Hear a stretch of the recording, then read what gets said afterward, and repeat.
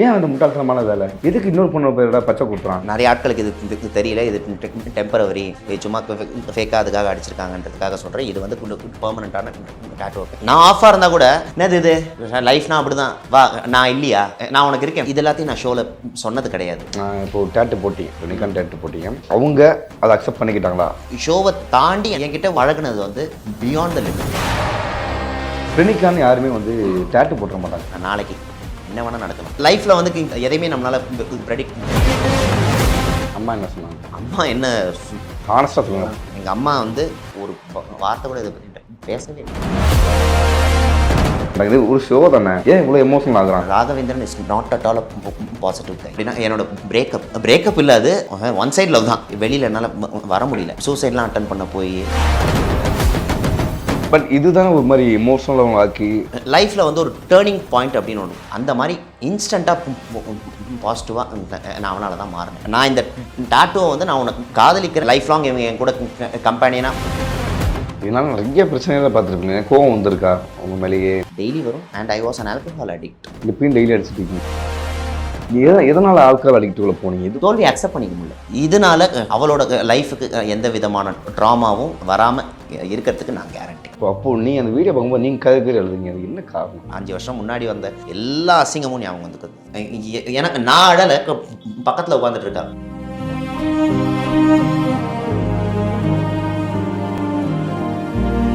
Positivity தருவா, அதெல்லாம் okay. ஆனால் ராகவ் இந்த விஷயம் தப்பாங்க. நான் ஃபேமிலியில் ஒருத்தின்றதுனால நான் உங்களுக்கு சொல்கிறேன். உங்கள் ஃப்ரெண்டு கால் பண்ணி குட்டியாக ப்ராங்க் பண்ணுவோமா? மேம் இப்போ சரவடி பேச்சு அப்படின்னு ஒரு யூடியூப் சேனல் கால் பண்ணுறோம். ராகவ் வந்து இப்போ பச்சை கொடுத்தாரு பார்த்தீங்களா? ஃப்ரெண்ட்லியா தான் அவன் டேட்டூ போட்டிருக்கான் அப்படின்ற மாதிரி அவனும் சொல்லியிருக்கான், நானும் சொல்லியிருக்கேன். நெக்ஸ்ட் எபிசோட்ல நீங்களும் டேட்டூ போட போறீங்க ராகவ் அப்படின்னு சொல்லி கையில் குங்கும போட்ட மேல வச்சா. ரொம்ப சாரி பாருங்க, அவங்க என்ன அசிங்கமாக. நான் ப்ராங்க் பண்ணல, நீ சாந்தனியை ப்ராங்க் பண்ணுங்க. ஒன்றும் இல்லை, ஒரு ஈவெண்ட்டுக்கு ஒருத்தங்க கேட்டிருக்காங்க காலேஜில் கெஸ்ட்டாக கூப்பிடலான்னு. எவ்வளோ நம்ம கரெக்ட் பண்ணுறீங்கன்னா 1 லேக் பேசணுமா? 1 லேக் கம்மியா? 1ன்னா கூட ஓகே சார். ரிஹர்சல்ஸ் இருக்கேனா, நான் அப்ப எப்படி நம்ம ரெடி ஆயிட்டு போக முடியும்? ஏன் காசு கொடுக்குறோன்னு சொல்கிறோம், அப்புறம் என்ன நீ என்ன வர மாட்டேங்கிறீங்க? புரியல எனக்கு. நள்ளிரவு விடியும் மட்டும் மதிப்பிற்குரியோருக்கு ராம்ராஜ் காட்டன் வேஷ்டிகள், ஷர்ட்டுகள். டார்லிங் சோலார் 20,500 முன்பணத்தில் இப்பொழுது சோலார் மூலம் இலவச மின்சாரம். உங்கள் தங்க நகையை விற்று உடனடி பணம் பெற மேக்ஸ் கோல்ட் கால் 04445454545. கலண்டா தமிழ் நேயர்களுக்கு வணக்கம். இப்போ நம்ம கூட யார் இருக்கா அப்படின்னா, இன்ஸ்டால வந்து ஒரு பயங்கரமாக ஒரு ரீல் வந்து பயங்கர ட்ரெண்ட் ஆகிட்டு இருந்துச்சு. நீங்கள் பார்த்துருப்பீங்க. அது கொஞ்சம் கரெக்டாக கொஞ்சம் கான்ட்ரவர்சியாகவும் மாறிச்சு. சிங்கிள் பசங்க ராகவேந்திரன் அப்படின்னு சொல்லவா, இல்லை கணக்கான் காலங்கள் குட்டி புலின்னு சொல்லவா, என்ன சொல்ல? உங்கள் இஷ்டம்ன்றதுக்கு எல்லாமே அன்பு தான். நீங்கள் எப்படி வேணால் கூப்பிடலான்னு. நான் இப்போ வந்து சிங்கிள் பசங்க ராகவேந்திரனை கூப்பிட்றேன். நான் புலிங்கிற விஷயத்தை நீ உடைக்கிறதுக்கே வந்து படாதபட்டுருப்பீங்க. இப்போ ரீசெண்டாக வந்து சிங்கிள் பசங்க வந்து ஷோ இப்போ ட்ரெண்டாக இருந்தால் கூட ஸ்டார்டிங் வந்து என்ன சொன்னாங்கன்னா, இன்னும் ரொம்ப ஆக்வர்டாக இருக்குது இந்த ஷோ, இன்னும் எல்லாத்தையும் கூப்பிட்டு வராங்க, என்னென்னமோ பண்ணுறாங்க, ரொம்ப ஆக்வர்டாக இருக்குது, இது இப்போ பார்க்குற மாதிரி இல்லையே அப்படின்னு தான் நிறைய கமெண்ட்ஸ் வந்துருக்கும். நீங்களும் பார்த்துருப்பீங்க. ஃபஸ்ட் நெகட்டிவ் தான் போச்சு, இப்போ பாசிட்டிவாக மாறுது. ஃபஸ்ட்டு நெகட்டிவ் எப்படி ஃபேஸ் பண்ணீங்க? சரி, இப்போ எல்லா விதமான ஆடியன்ஸையும் சாட்டிஸ்ஃபை பண்ணணும். ஏன்னா obviously it's reality show and ஒரு டிவியில் வருதுன்றதுனால மாசான ஆடியன்ஸ் இருப்பாங்க. அண்ட் எல்லா ஜேர்னர்ஸையும் ரசிக்கிறவங்க இருப்பாங்க. ரொமான்ஸாக இருக்கட்டும், எக்ஸ்ட்ரீமான இன்டிமசி இருக்கட்டும், இல்லை ரொம்ப டீசெண்டான ஒரு காதலாக இருக்கட்டும். ஸோ அந்த மாதிரி நிறைய விதமான ஜேர்னஸ் இருக்குது. நீங்கள் அந்த ஷோ பார்த்தீங்கன்னா எல்லாருமே அதை பண்ண மாட்டோம். 8 பேருமே அதே மாதிரி தான் பண்ணுறாங்க அப்படின்ற ஒரு ப்ரொஜெக்ஷன் ஆரம்பத்தில் வந்துடுச்சு. அப்போ ஆட்டோமேட்டிக்காக எங்களால் ஏற்றுக்க முடியல. அண்ட் அந்த அளவுக்கு ஒரு இன்டிமசி அவங்க பண்ணுறதும் அந்த ஷோக்காக தான். அந்த ஷோ அந்த கரெக்டாக ஒரு 8 நிமிஷம் அவங்களோட கண்டென்ட் வருமா, அண்ட் அதுக்காக தான் அந்த விஷயத்த பண்ணுறாங்க அவங்க. மற்றபடி என்னன்னா வந்து இப்போ ரீசெண்டாக வந்து இந்த பிக் பாஸ்ல வந்து ஒருத்தர் போனார்ல, வாட்டர்மெலன் போனார்ல, அப்போ வந்து என்ன சொன்னாங்கன்னா, அப்போ வந்து என்ன சொன்னாங்கன்னா, இவரெல்லாம் ஏன் உள்ளே கொண்டு போகிறாங்க அப்படின்னு சொல்லி ஒரு கமெண்ட்ஸ் இருந்துச்சு. அப்படி ஒரு கமெண்ட்ஸ் இருந்துச்சு. ஆமாம்.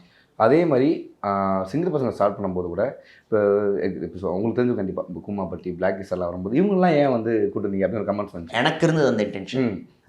மக்களை விடுங்க, நான் ஒரு கண்டஸ்டண்ட்டாக உள்ளே போகும்போது என்னடா நம்ம இவ்வளோ ஸ்டேஜஸ் வந்து தாண்டி வந்திருக்கோம், இவங்க எல்லாரும் வந்திருக்காங்களே உள்ளன்ற ஒப்பீனியன் எனக்கு வந்தது உண்மை. பட் எனக்கு அந்த ஒப்பீனியன் எங்கே மாற ஆரம்பிச்சதுன்னா அவங்க அந்த ஸ்டேஜுக்கான எஃபர்ட்டை போட ஆரம்பித்தாங்க. இதை ஒத்துக்கிறாங்களோ இல்லையோ நம்ம ஒத்துக்கிட்டு தான் ஆகணும். இப்போ நம்ம ஸ்டேஜில் ஒரு பர்ஃபார்மன்ஸ் பண்ணுறதுக்கும் ஒரு ஃப்ரெஷராக அவங்க வந்து அதை பண்ணுறதுக்குமே வித்தியாசம் இருக்குது.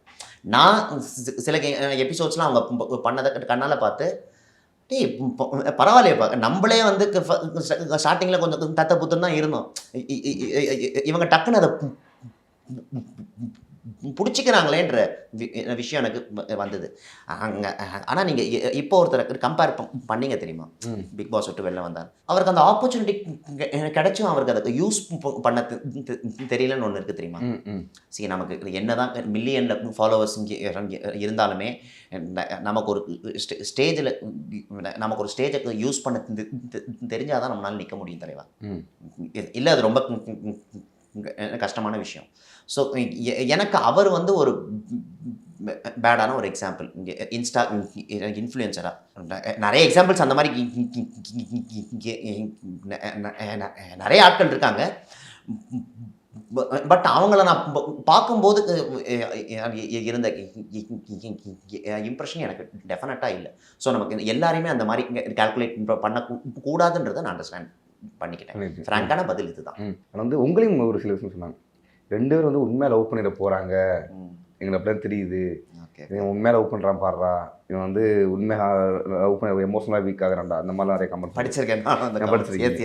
அப்போ அதை பார்க்கும்போது என்ன அதுக்கு ஆன்சர் பண்ண இல்லைன்னு சொன்னால் கூட பிரெனிக்கான்னு யாருமே வந்து டேட்டு போட்டுற மாட்டாங்க. அப்போ டேட்டு போட்டப்போ உங்களுக்கு அதே கமெண்ட் வந்து பாசிட்டிவ் கமெண்ட்டை விட கொஞ்சம் ஒரு பாசிட்டிவ் 70% வந்தால் கூட 20% என்ன வந்துச்சுன்னா, ஏன் அந்த முட்டாள்தனமான வேலை, எதுக்கு இன்னொரு பொண்ணு பேரோட பச்சை கொடுத்துறான், அப்படி என்ன பண்ணுறாங்க, இது ஒரு ஷோ தானே, ஏன் இவ்வளோ எமோஷனல் ஆகுறான், இப்படிங்கிற ஒரு கேள்வி வந்து கமெண்ட்ஸில் வந்துகிட்டே இருந்துச்சு. இதுக்கு என்ன ஆன்சர் பண்ணுறீங்க? ஆப்வியஸாக ஷோவில் வந்து அவங்க எனக்கு மென்டார் தான். அண்ட் இப்பயும் வந்து நான் டேட்டூ போட்டதுக்கான ரீசன் அண்ட் நிறைய ஆட்களுக்கு இது தெரியல, இது டெம்பரவரி, சும்மா ஃபேக்காக அதுக்காக அடிச்சிருக்காங்கன்றதுக்காக சொல்கிறேன். இது வந்து பெர்மனண்ட்டான டேட்டூ அப்படி தான். எனக்கு என்ன அப்படின்னா, என்னோட பாஸ்ட் ட்ராமா ரொம்ப மோசமாக இருந்தது. அண்ட் கிட்டத்தட்ட லைஃப் அவங்களது நீங்கள் கேட்டாலுமே என்னோடது நீங்கள் கேட்டாலுமே சின்ன வயசுலேயே வந்து சம்பாதிக்க ஆரம்பிச்சிட்டோம் நானும் அவ்வளோவே.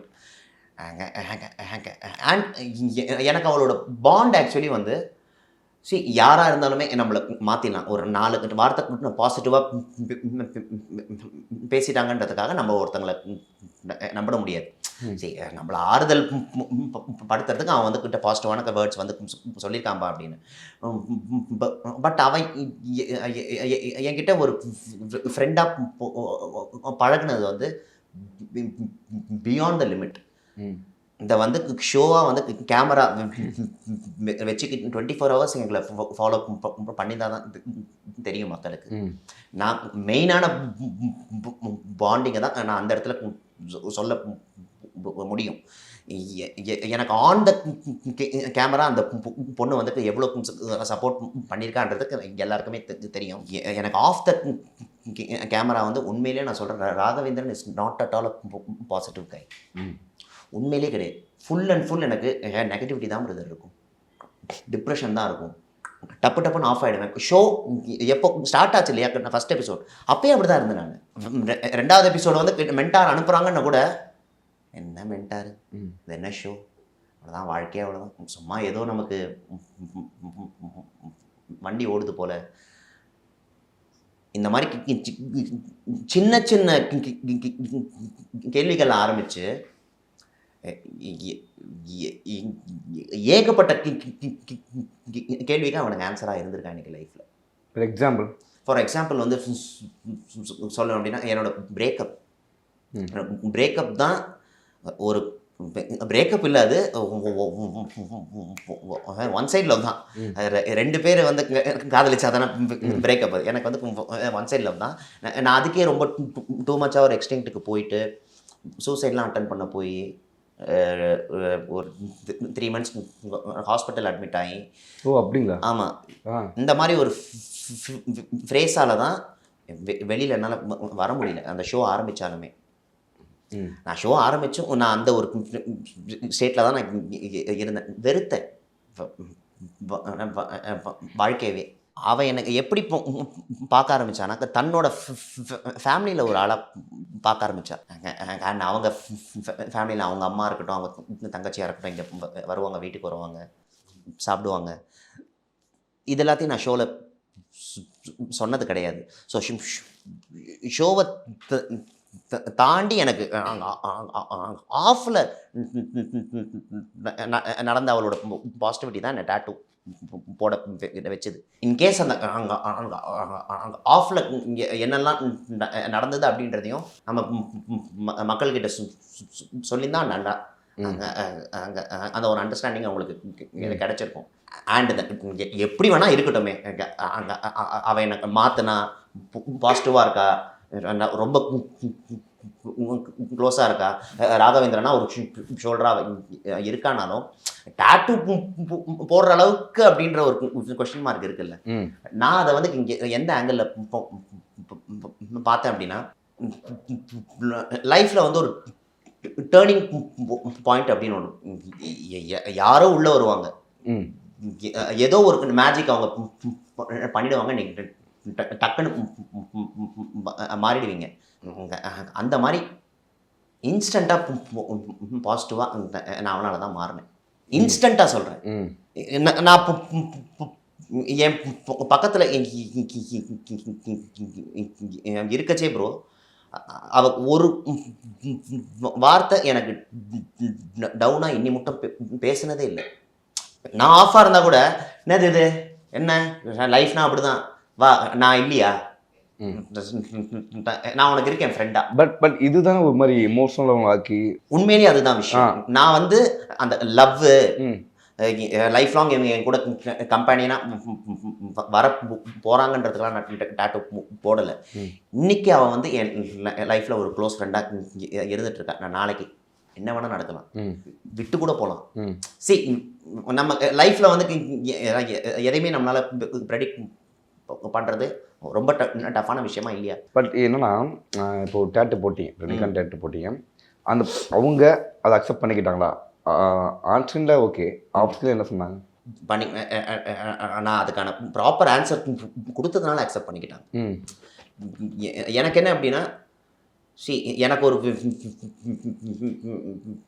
விஷயத்தை பார்த்தா பாசிட்டிவிட்டி ஆட்டோமேட்டிக்காக ஆகுதுன்றதுனால தான் நான் பேரை நான் கையில் போட்டேன். ஷோலேயே அந்த விஷயத்தை நான் சொல்லிட்டேன். அண்ட் அதை வந்து ஷோவில் ஒரு மென்டராக நீ என்னோட ப்ரப்போசல் அக்செப்ட் பண்ணுறியோ இல்லையோ, நான் இந்த டாட்டூவை வந்து நான் உனக்கு காதலிக்கிறேன்றதுக்காக போடவே இல்லைன்றதை நான் அங்கேயே சொல்லிட்டேன் ஷோலியே. அது டெலிகாஸ்ட்டும் ஆகிப்போச்சு. இப்போ உங்களுக்கு ஒரு பெஸ்ட் எக்ஸாம்பிள் சொல்லவா பிரதர்? ஆட்டோகிராஃபில் சேரன் வந்து சென்னைக்கு வந்ததுக்கு அப்புறம் ஸ்னேகா வந்து சேரனோட லைஃப்பை மாற்றுறதுக்கு ஒரு வருஷம்னு எடுத்துக்கல பிரதர், ஒரு நாள் தான் எடுத்துக்கிட்டா. அந்த மாதிரி ஒரு எக்ஸாம்பிள் தான் இவன். நாளைக்கு அவன் என் லைஃப்பில் இல்லை அப்படின்னாலும், ஏய் இந்த மாதிரி ஒருத்தி உன்னை சப்போர்ட் பண்ணும் போதெல்லாம் நீ அவ்வளோ பாசிட்டிவ் ஆனல்ல, டக்கு டக்கு டக்குன்னு உன்னோட கெட்டது எல்லாத்தையுமே அவள் தானே உடச்சி விட்டு போனான். நாளைக்கு அவன் எனக்கு இல்லைனாலும் ஃப்ரெண்டாக நான் இதை பார்க்கும்போது கொஞ்சம் பாசிட்டிவ் ஆகிடும். உங்களுக்குன்னு ஒரு லைஃப் இருக்கும், உங்களுக்கும் ஒரு ஒய்ஃப் வருவாங்க. எஸ் எஸ், நான் அதுக்கு ஒரு ஆன்சர் சொல்லிடுறேன். இந்த ஒரு எக்ஸ்பிளனேஷனை யாராக இருந்தாலும் என்கிட்ட கேட்க தான் போகிறாங்க. இது என்னப்பா, நீ எனக்கு கல்யாணம் பண்ணிக்க போகிற, வேறு யாரோட பேர் இருக்கே, சரி அவங்கள பற்றி நம்ம தெரிஞ்சிருக்கோ இல்லையா அவங்களுக்கு, வரும்ல ஆட்டோமேட்டிக்காக இந்த கேள்வி கேட்பாங்க இல்லையா. அப்போ நான் இந்த ப்ராக்டிக்கலான ஆன்சரை சொல்லும்போது டெஃபினட்டாக ஃப்ரெண்ட்ஷிப்பை ரொம்ப வேல்யூ பண்ணுற ஒரு ஆளாக இருந்தால் நான் கல்யாணம் பண்ணிப்பேன். இதில் முக்கியமானது என்ன கட்டிக்கிறவங்களுக்கு நான் இந்த விஷயத்த சொல்லிடுவேன். வாழ்க்கை அவளுக்குன்னு ஒன்று இருக்குல்ல. இப்போ கண்டிப்பா இப்போ எக்ஸாம்பிள் வந்து புரிஞ்ச அவங்களுக்கும் என்னம்மா ஷோல ஒருத்தன் வந்து போட்டாங்கன்றது வரலாம். வந்தாலும் நான் இன்னைக்கு சொல்றது என்னன்னா, இதனால அவளோட லைஃபுக்கு எந்த விதமான ட்ராமாவும் வராம இருக்கிறதுக்கு நான் கேரண்டி. பட் அந்த இந்த பாட்டு பண்ணீங்களே, எதிர்நீச்சலில் வர பாட்டு, நாளை என்று நம் கையில் இல்லை. இப்போ அப்போ நீ அந்த வீடியோ பார்க்கும்போது நீங்கள் கதை எழுதுங்க, அது என்ன காரணம்? அந்த இடத்துல ரொம்ப ஸ்ட்ராங்காக உட்காந்துட்டு இருந்தேன். ஏவியில் ஏதோ ஒன்று வந்து செய்ய காத்திருக்காங்க, பர்ஸ்ட் ஆகிடாது அப்படின்னு. எங்கள் அம்மா அழுதாங்க அந்த ஏவியில். ஆக்சுவலி எனக்கு அவங்க ஷூட் எடுக்கும்போது எனக்கு அந்த ஃபீலே இல்லை. என் அம்மா அழகாங்க, நம்மளை பற்றி பேசும்போது அழகு தானே செய்யும். நம்ம வந்து நம்ம அந்த மாதிரி தான் ஒரு எக்ஸாம்பிளாக இருந்திருக்கோம் எங்கள் அம்மாவுக்கு. ஸோ நம்ம இந்த அளவுக்குலாம் கஷ்டப்பட்டோன்றதை எங்கள் அம்மா பேசும்போது எனக்கு அப்போ வரைக்கும் நார்மலைஸ்டாக தான் இருந்தேன். அந்த வீடியோ அவங்க போட்டு அதுக்கு பின்னாடி ஒரு மியூசிக்லாம் ஆட் பண்ணதுக்கப்புறம் அந்த ஷூட்டிங் ஆம்பியன்ஸ்னு ஒன்று இருக்குது தெரியுமா, அதுக்கு யாராக இருந்தாலும் கொஞ்சம் ஆக்கிரும் அது. எனக்கு நான் அழலை, பக்கத்தில் உட்காந்துட்டு இருக்கா ஷில்பா அழறா. எனக்கு தெரியல அப்போ கூட. அப்போ வந்து நான் இந்த சிங்கிள் பசங்க ஷோக்குள்ளே வந்தோடனே சிலதெல்லாம் பண்ணினேன் அதே சேனலில். அதெல்லாம் கட் பண்ணி பிளாக் அண்ட் ஒயிட்டாக உள்ளே போட்டுட்டு அந்த சாங் ஆரம்பிக்கும் போது ஆட்டோமேட்டிக்காக அந்த பர்ஸ்ட். 5 வருஷம் முன்னாடி வந்த எல்லா அசிங்கமும் ஞாபகம் வந்துக்குது. 5 வருஷத்தில் வந்தது அசிங்கம் தான், ஒரு டைரியே போடலாம், அவ்வளோ இருக்குது. என்ன அசிங்கம் பார்த்தீங்க? இப்போ என்கிட்ட ஒரு எக்ஸாம்பிள் சொன்னீங்க, நான் ஒரு சான்ஸுக்காக நான் டாய்லெட்டே கழுவிருக்கேன். ஆமாம், அது எப்படி கேட்பாங்க, நீ டாய்லெட்டை கழுவு சான்ஸ் கொடுக்கணும்? அது கேட்குறாங்கன்னா ஃப்ராங்காக அவங்க கிட்ட கேட்க மாட்டாங்க. டாய்லெட் அலம்பா அப்படின்னா யாராக இருந்தாலும் வந்துருவோம். ஏய் நான் சான்ஸ் கேட்க வந்தவன் நீ பாட்டுக்கு கக்கூஸ் அலம்புன்ற பலார்னு வச்சுருவோம். அது அவங்க கேட்குறதே எப்படி இருக்குன்னா, டேய் நம்மளோட படம்டா இது, நம்ம ஆஃபீஸ்டா அது, நம்ம தாண்டா வச்சுக்கணும் ஆட்டோமேட்டிக்காக க்ளீனாக. நான் பேசுகிறேன் அது தெரில அது வரைக்கும் எனக்கு. உன்னால் வேணாண்டா, உன்னால் முடிஞ்சா அதை செய், வந்துடுவான் அப்படிலாட்டி அவன் காலைல அதுக்குள்ளே வி வில் மேனேஜ் அப்படின்னு. அப்போ உங்களுக்கு சாஃப்ட் ஆகிடும். சரி அவர் நம்மளை பண்ணவும் வேணான்றாரு, சரி ஆனால் நம்ம ஆஃபீஸுன்ற இந்த மாதிரி நிறைய வரும் உங்களுக்கு கொஷின்ஸ். நம்ம ஒரு அஃபெக்ஷனில் பண்ணுவோம். அண்ட் அதுக்கப்புறம் அதெல்லாம் நீங்கள் பண்ணிவிட்டு அவன் வேற ஒருத்தன்ட்டு அதை சொல்கிறத நீங்கள் கேட்கும் போது தான் இந்த வலிக்கும். அவனை பார்த்தியா வந்து சொல்லி அவன் நலமு இஷ்டம் பார்த்தியா கக்கூசை ஒன்றா பேசுவாங்க. இன்னி மட்டும் இருக்காங்க, இன்னி மட்டும் அந்த மாதிரி ஆஃபீஸும் இருக்குது சினிமாவில், இல்லைன்னா சொல்ல முடியாது. இப்போ ஆஃபீஸ்னால் ரொம்ப டீசெண்டாக எல்லாமே ஓகே. 80% வந்து ரொம்ப நல்லா இருக்குது நம்ம இண்டஸ்ட்ரி, 20% இன்னும் அப்படி தான் இருக்குது. இதனால நிறைய பிரச்சனைகளை பார்த்துருப்பீங்க. கோவம் வந்திருக்கா உங்கள் மேலேயே என்னைக்காவது ஒரு நாள்? டெய்லி வரும். And I was an alcohol addict. அந்த விஷயம் சொல்லியிருக்கேன் நிறைய இன்டர்வியூவில். நான் அதனாலே இப்போ வந்து நிறைய பேரை பார்க்கும்போது என்ன சொல்லுவேன்னா, உனக்கு ஆப்பர்ச்சுனிட்டி கிடைக்குதோ இல்லையோ நீ மைண்டை ஆக்கியபைடாக வச்சுக்கோ. இப்போ உனக்கு இல்லை வேறு ஏதாவது ஒன்று கற்றுக்கலாம் இந்த டைமில் போயிடுங்க, அந்த மாதிரி போயிடுங்க. ஏன்னா தொட்டுட்டிங்கன்னா கஷ்டம். அது இப்பயும் டெய்லி அடிச்சுட்டு இருக்கீங்களா? இப்போல்லாம் முடியாது. இப்போ வந்து ஒரு என்ன சொல்கிறது, ரொம்ப ரேர். எப்பயாவது ஒரு பார்ட்டி, ஒரு அக்கேஷன், என்னோட பர்த்டே நேத்தி இப்போ சாப்பிட்டேன், அவ்வளோ. எதனால் ஆல்கஹால் அடிக்ட்டுக்குள்ளே போனீங்க? எதுவும் உங்களுக்கு தள்ளுச்சு ஆல்கஹால் அடிக்ட்டு போகிற அளவுக்கு? தோல்வி அக்செப்ட் பண்ணிக்க முடியல, ஒரு கட்டத்தில் அக்செப்ட் பண்ணிக்க முடியல. அண்டு எனக்கே நான் உள்ள என்ன நினச்சிக்கிறேன் அப்படின்னா, தண்ணி அடித்தா நம்ம கொஞ்சம் நிம்மதி ஆகிடுவோம் அப்படின்ற மைண்ட் செட் வந்துச்சு உள்ள. ம் ஸோ உங்களுக்கு ஆப்வியஸாக அது அந்த மைண்ட் செட் கொடுக்குதோ இல்லையோ தண்ணி அடிச்சிருவீங்கல்ல, ம் அதுதான் உள்ள தள்ளிச்சு, வேற ஒன்றும் இல்லை. மற்றபடி என்னோட தோல்வியெல்லாம் தாண்டி நம்ம ஒரு இதை நம்ம பண்ணிட்டோம்னா நம்ம நார்மல் ஆகிடுவோம். நமக்கே ஒரு ரெமெடி நம்ம வச்சுக்கணும் தெரியுமா, தப்பான ரெமெடி. அதுதான் ஃபர்ஸ்ட் விஷயம் ஸ்பாயிலிங். நீங்கள் வந்து எவ்வளோ புலம்பிருப்பீங்க, எவ்வளோ வந்து எதாவது பேசணும்னு நினச்சிருப்பீங்க. அதெல்லாம் விட்றா இவன் வந்து எதாவது பேசிட்டே இருப்பான்டா, விட்றா இவன் அறுப்பான்டா, இவன் என்ன இதையே பேசிட்டு இருப்பான்டா அப்படிங்கிற பேச்சு வந்திருக்கா உங்களுக்கு? வந்திருக்கு. ம் இந்த ஷோலேயே வந்திருக்கு. ம் ஷோலேயே வந்திருக்கு. ஏன்னா நிறைய பேர் வந்து நம்மளே வந்திருக்குன்னா ஷோலேயே வந்திருக்குன்னா ஃப்ரெண்ட்ஸாக இருக்கட்டும், வாலண்டியராக அவங்க அதை புரியுது பேச மாட்டாங்க.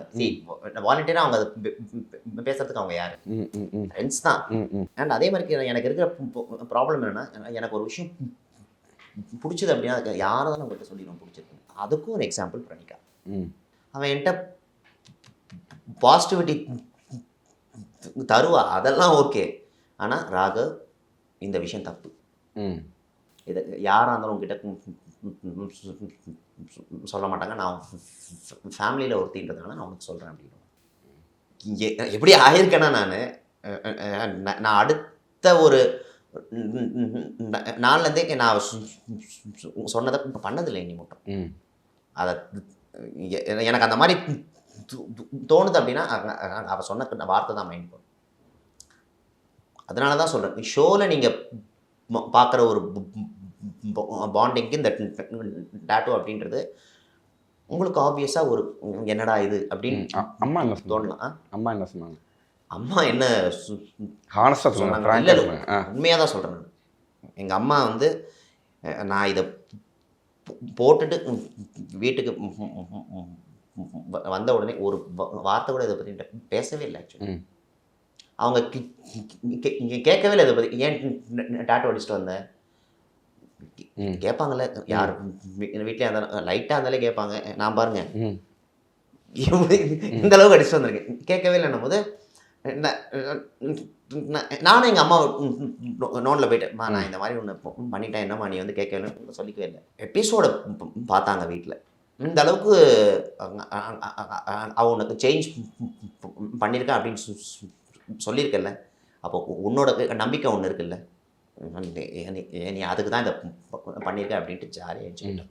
அவ்வளோதான். இப்போது என்னதான் டிவி ஷோவாக இருக்கட்டும், அண்ட் வந்து அது வந்து மக்களோ சரி, அதுக்கப்புறம் வந்து நம்ம அம்மாக்களோ இல்லை அம்மா உள்ள கண்டென்ட் அதெல்லாம் தெரியாது. எனக்காக அதெல்லாம் சொல்லியிருக்காங்களா, டே பின்னைக்கா இந்த மாதிரி எங்கள் மருமக வந்தால் நல்லா இருக்கும்டா அப்படின்னு எனக்காக சொல்லியிருக்காங்களா? ஹானஸ்டாக சொல்கிறேன். இல்லை இல்லை. ஏன் அப்படின்னா ஸ்டார்டிங்லேருந்தே எனக்கும் அந்த இன்டென்ஷன் இல்லை. பழகும் போதே என்னை மச்சான் அப்படி தான் கூடுவேன். ஸ்டார்டிங்கே அந்த மாதிரி தான் ஆகிப்போச்சு. அவனுக்கு சரியான ஒரு ஃப்ரெண்டுடா அப்படின்ற மாதிரி தான் ஆகிப்போச்சு. ஏன்னா ஹானஸ்ட்டாக சொல்ல போனால் எனக்கு ஃப்ரெண்டுன்றவங்க கேர்ள் வாழ்க்கையில் அமைஞ்சதே கிடையாது, ஒருத்தவங்க கூட கிடையாது. கணக்கெல்லாம் நடிச்சிருக்கீங்க, அங்கே பெரிய இருக்கீங்க. ஃப்ரெண்டாக சொல்கிறேன் நான். சரி பார்க்குறாங்க பேசுகிறாங்கிறதுனால ஃப்ரெண்டு நினச்சிக்க முடியுமா? அது அதில் ஃப்ரெண்டுனா உனக்கு சந்தோஷத்தில் இருக்கானோ இல்லையோ, உனக்கு ஒரு ப்ராப்ளம்னா இருக்கணும், அவன் தான் ஃப்ரெண்டு என்னை பொறுத்த வரைக்கும். அண்ட் டெய்லி மெசேஜ் அனுப்புறவன் என்னை பொறுத்த வரைக்கும் ஃப்ரெண்டு இல்லை. நீ மெசேஜே அனுப்பலைனாலும் அவனுக்கு ஏதோ ப்ராப்ளம்னா அவனாக வருவான். என்னடா சொல்ல மாட்டியா அப்படின்வான். அதுதான் என்னை பொறுத்த வரைக்கும் ஃப்ரெண்ட்ஷிப். ஓகே, இப்போ உங்கள் ஃப்ரெண்டுக்கு கால் பண்ணி குட்டியாக ப்ராங்க் பண்ணுவோமா? எனக்கு ஓகே, அவன் எப்படி எடுத்துப்பான்னு தெரியல. ஏன்னா நீங்கள் ஏற்கனவே அவளை ஒரு இன்டர்வியூ எடுத்திருக்கீங்க. ஆமாம். ஸோ அதனால் எனக்கு வந்து அவ கோவத்தையும் நான் பார்த்துருக்கேன், அவ சந்தோஷத்தையும் நான் பார்த்துருக்கேன். இது என்ன ஆக போகுதுன்னு எனக்கு தெரியல. அதெல்லாம் வந்து பார்த்துக்கலாம், நீங்கள் பார்த்துக்கலாம், நாங்கள் பார்த்துக்கணும்ல. அவங்க நம்பர் மட்டும் அப்படியே வந்து அது கொடுங்க. கடவுளே கொடுங்க, இதை வந்து நல்லபடியான ஒரு விஷயமா முடிஞ்சா.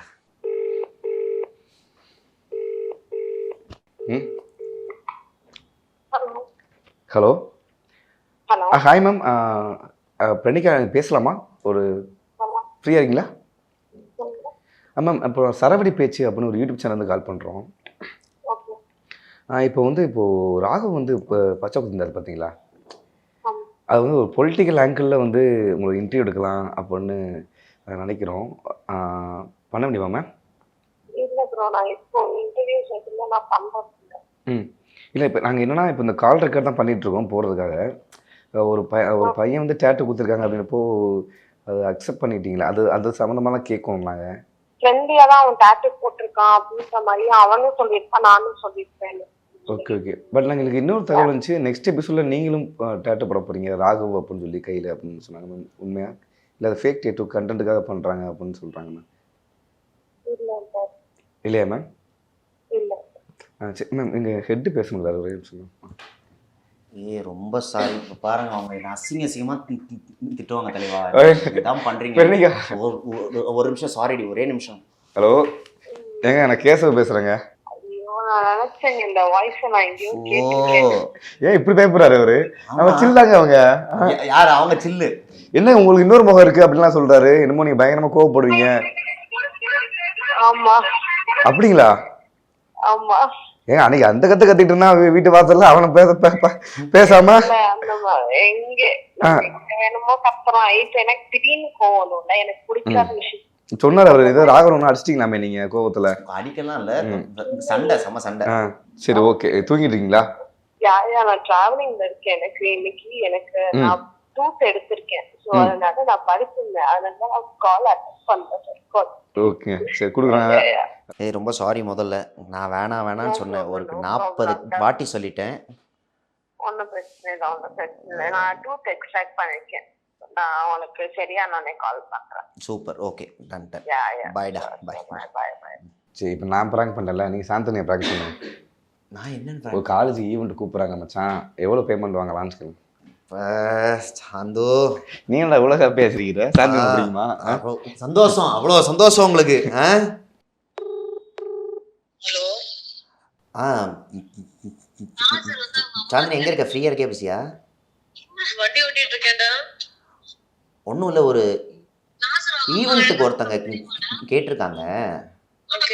ஸோ அதான் எனக்கு உன்னோட பேமெண்ட்ஸ் அதெல்லாம் எனக்கு எதுவுமே தெரியாதுல்ல. இல்லை அது தெரியல. பக்கத்தில் ஆர்கனைசர் இருக்காரு, நான் அவர்கிட்ட சொல்லலை எதுவும். நீயே பேசியிருக்க. ஏன்னா நான் ஒன்று சொல்லிவிட்டு அது கம்மியாகிடுச்சுனாலும் நான் பார்த்தேன். ஒரே நிமிஷம் சரி. சரி ma'am. Sir thank you. Hi ma'am.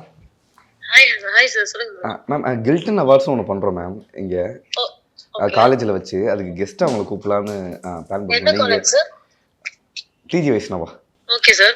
அந்த காலேஜில் கெஸ்ட்டாக கூப்பிடலான்னு. உங்களே ராகவ், அதுக்கப்புறம் வந்து பிளாக்கி ஸ்டார். ஓகே. பிளாக்கி ஸ்டார்லாம் அங்கேயே பாடம் நடத்துகிற மாதிரிலாம் பிளான் போட்டு இருக்கோம். எவ்வளோ மேம் கலெக்ட் பண்ணுறீங்க மேம்? இப்போ நீங்கள் சொல்லுங்கள் sir, what is your budget? Ma'am ஒரு இப்போ ராகவ் அவருக்கு 70,000 பேசியிருக்கோம். 70K. 1 lakh பேசலாம் மேம். 1 lakh கம்மியா? ஓகே, அதை நீங்கள் அவங்கள தான் கேட்கணும். ஒன்றுன்னா கூட ஓகே சார். அது என்ன ஈவெண்ட் அது?